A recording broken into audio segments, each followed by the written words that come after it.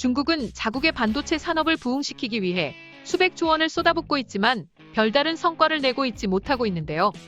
엎친 데 덮친 격으로 최근 미국이 러시아에 공급하는 중국 반도체에 대한 제재를 강화한다는 방침입니다. 지난 29일 지나 러몬도 미국 상무장관은 중국 최대 반도체 업체 SMIC가 러시아에 반도체를 공급하는 걸로 드러나면 폐쇄하겠다고 경고했습니다. 조 바이든 미 행정부가 전날 러시아의 군과 방위산업을 지원했다고 알려진 중국 업체 5곳을 무역 블랙리스트에 추가했는데 압박 강도를 배가하는 발언이 이어진 것입니다. 로이터 통신에 따르면 러몬도 장관은 이날 상무부 주최 컨퍼런스에서 SMIC 또는 다른 중국 반도체 회사가 러시아에 반도체를 공급하는 것으로 밝혀지면 어떻게 될까라는 질문에 우린 그들을 폐쇄할 것이고 할 수 있다면서 왜냐하면 전 세계와 중국에 있는 거의 모든 반도체는 미국 장비와 소프트웨어를 써서 만들어지기 때문이라고 말했습니다. 이어 필요하면 그 약속을 이행할 작정이라고 덧붙였습니다.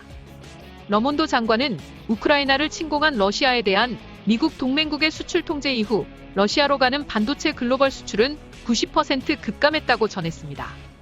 항공우주 부문에 대한 통제도 러시아가 매출을 올리고 군용 항공을 지원하는 능력에 타격을 주고 있다고 했습니다. 그는 러시아는 예비 부품을 조달하려면 향후 4년간 상업 항공기의 절반에서 3분의 2가량을 띄우지 못할 것이라고 말했습니다. 러몬도 장관은 수출 제한이 민주주의를 가장 잘 보호하는 방법의 중심이라며 그 어느 때보다 중요하다고 강조했습니다.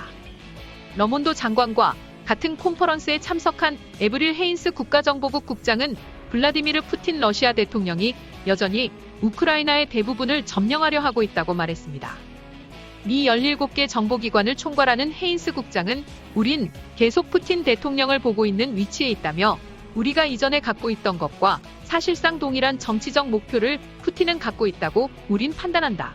즉, 그는 우크라이나의 대부분을 차지하길 원한다고 했습니다. 정보당국이 충돌이 가까운 미래에 어떻게 진행할지에 대한 3가지 평가 시나리오가 있다고 헤인스 국장은 설명했는데요. 구체적으론 러시아군이 치열한 충돌 속에서 점진적 전진을 하지만 푸틴 대통령의 목표를 향한 돌파구는 없는 상태가 펼쳐질 가능성이 가장 높다고 했습니다. 아울러 러시아군의 주요 돌파구 확보, 우크라이나로선 러시아가 점령한 헤르손 등 남부의 다른 지역 인근에서 승리를 달성하며 최전선을 안정화하는 데 성공 등이 시나리오에 들어있다고 헤인스 국장은 전했습니다. 이처럼 미국의 압박으로 중국 반도체 굴기에 또 하나의 먹구름이 드리워졌습니다. 지금까지 시청해주셔서 감사합니다. 구독하기, 좋아요 많이 눌러주시고요. 댓글도 많이 남겨주시면 감사하겠습니다.